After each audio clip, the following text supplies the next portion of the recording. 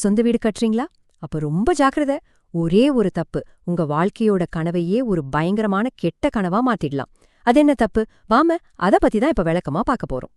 நமக்குன்னு ஒரு சொந்த வீடு. அப்பா, அந்த 2 வார்த்தையில எவ்ளோ விஷயம் இருக்கு இல்லையா?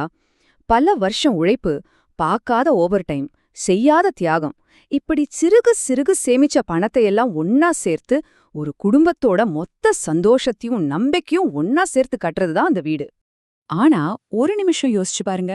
இவ்வளவு ஆசையா அணு அணுவா ரசிச்சு கட்டின உங்க வீடு உங்க நிம்மதியையே கொஞ்சம் கொஞ்சமா பறிக்கிற ஒரு இடமா மாறுனா எப்படி இருக்கும்? கேட்கவே பயங்கரமா இருக்குல்ல? அது என்ன தப்பு? ஏன் அது நடக்குது? வாங்க உள்ள போய் அலசி ஆராயலாம். ஓகே, அந்த கனவு எப்படி ஒரு தப்பான பாதையில போகுதுன்னு இந்த முதல் பகுதியில பாப்போம்.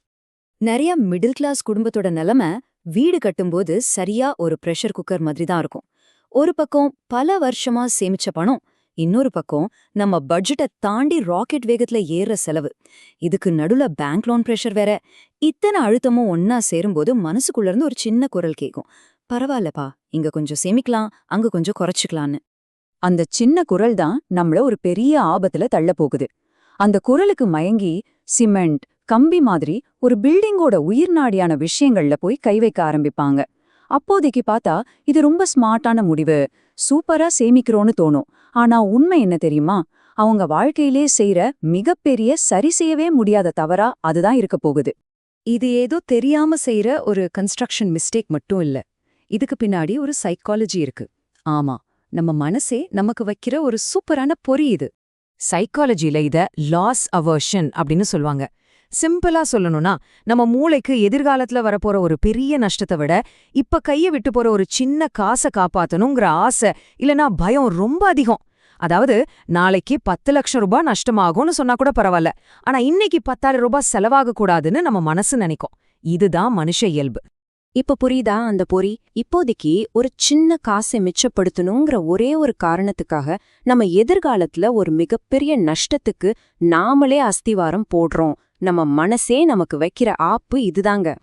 சரி, இந்த மாதிரி தப்பா சிக்கனம் பிடிச்சா அது என்ன மாதிரியான பயங்கரமான விளைவுகளை ஒன்னு பின்னாடி ஒன்னா கொண்டு வரும்னு இப்ப பார்க்கலாம். கொஞ்சம் மனசை திடப்படுத்திக்கோங்க. முதல்ல வீட்டு சுவர்ல மெல்லிசா ஒரு கோடு மாதிரி தெரியும், விரிசல். ஆரம்பத்துல அதெல்லாம் ஒண்ணும் இல்லன்னு நாமளே நம்மள சமாதானப்படுத்திக்கலாம். ஆனா அது மெதுவா ஒரு சிலந்தி வலை மாதிரி வீடு முழுக்க கொஞ்சம் கொஞ்சமா பரவ ஆரம்பிக்கும். அடுத்து கூரையிலிருந்து தண்ணி ஒழுக ஆரம்பிக்கும். ஒவ்வொரு மழைக்காலமும் ஒரு பயங்கரமான கெட்ட கனவா மாறும். வீட்டுக்குள்ள சொட்டு சொட்டா தண்ணி ஒழுக ஆரம்பிச்சா தெரிஞ்சுக்கோங்க, அங்க ஒழுகிறது தண்ணி மட்டும் இல்ல, உங்க நிம்மதியும் தான். இது ஒரு வாழ்நாள் தலைவலியா மாறிடும், பாத்துக்கோங்க. கடைசியா இந்த எல்லா பிரச்சனைக்கும் ஆணிவேரான அந்த பயங்கரமான உண்மை வெளிவரும், கட்டிடத்தோட பலவீனம். நீங்க நிக்கிற அஸ்திவாரமே ஆட்டங்கண்டு நிக்கும்போது அந்த வீட்டுக்குள்ள எப்படிங்க நிம்மதியா ஒரு ராத்திரி தூங்க முடியும்? நம்ம குடும்பத்தோட பாதுகாப்பே ஒரு பெரிய கேள்விக்குறியா மாறிடும். இந்த சார்ட்டை பாருங்க. இது ஒரு கசப்பான உண்மைய உங்க முகத்துக்கு நேரா சொல்லும். நீங்க ஸ்மார்ட்டா 1,00,000 ரூபாய் மிச்சம் பண்றதா நினைச்சு செய்யற ஒரு தப்பு எதிர்காலத்துல ரிப்பேர் செலவுன்னு சொல்லி உங்ககிட்ட இருந்து 5,00,000 ரூபாயை புடுங்கிட்டு போகும். ஆக 1 மிச்சம் பண்ணி 5 இழக்க போறீங்க. இதுதான் அந்த சேமிப்போட உண்மையான விலை. ஆனா இது வெறும் பண நஷ்டத்தோட நிக்காது. ஒவ்வொரு நாளும் மன உளைச்சல், தூக்கமில்லாத ராத்திரிகள், ஆசையா கட்டின கனவு வீடே ஒரு தீராத சுமையா நம்ம கழுத்தை நெரிக்கும். இது எல்லாத்தையும் விட கொடுமை என்னன்னா, நம்ம அன்பானவங்களோட பாதுகாப்பு கேள்விக்குறியாகும்போது அந்த வலி அத வார்த்தைகளால சொல்லவே முடியாது. சரி, இவ்ளோ பயமுறுத்திட்டனே, இந்த பொறியிலிருந்து தப்பிக்க ஒரு வழி இருக்கு. ஒரு சிம்பிளான ஆனா ரொம்ப பவர்ஃபுல்லான ரூல். வாங்க அது என்னன்னு பார்க்கலாம்.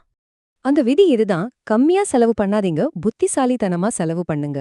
அதாவது எங்க பணத்தை குறைக்கணுமோ அங்க தாராளமா குறைங்க. ஆனா எங்க குறைக்கவே கூடாதோ அங்க ஒரு பைசா கூட காம்ப்ரமைஸ் பண்ண நினைக்காதீங்க. இத உங்க மனசுல நல்ல பதிய வச்சுக்கோங்க. ஒரு வீட்டோட அஸ்திவாரம் கம்பி, சிமெண்ட், இன்ஜினியர், இதெல்லாம் அந்த வீட்டோட எலும்புக்கூடு. அதுல போய் காம்ப்ரமைஸ் பண்ணவே கூடாது. ஆனா tiles, paint, fancy lights, interior decoration இதெல்லாம் அந்த வீட்டுக்கு போற ட்ரெஸ் மாதிரி. இன்னைக்கு ஒரு ட்ரெஸ் போடுவோம், நாளைக்கு மாத்திடுவோம், அது ஈஸி. ஆனா எலும்புக்கூட்ட மாத்த முடியுமா? யோசிங்க. அதேதான். நீங்க எப்போ வேணாலும் உங்க வீட்டுக்கு புதுசா பெயிண்ட் அடிச்சு புது ட்ரெஸ் மாட்டி விடலாம். ஆனா அதோட முதுகெலும்பான ஃபவுண்டேஷனை ஒரு தடவை வீக்கா கட்டிட்டீங்கன்னா அவ்ளோதான். அத மாத்தவே முடியாது. வாழ்நாள் முழுக்க அந்த வலி உங்கள வளைச்சுக்கிட்டே இருக்கும். ஆக முடிவு உங்க கையில தாங்க இருக்கு. பட்ஜெட் ஒண்ணுதான், கையில இருக்கிற பணமும் ஒண்ணுதான். ஆனா அதை சரியா முதலீடு செஞ்சா உங்க வீடு ஒரு வாழ்நாள் சொத்து.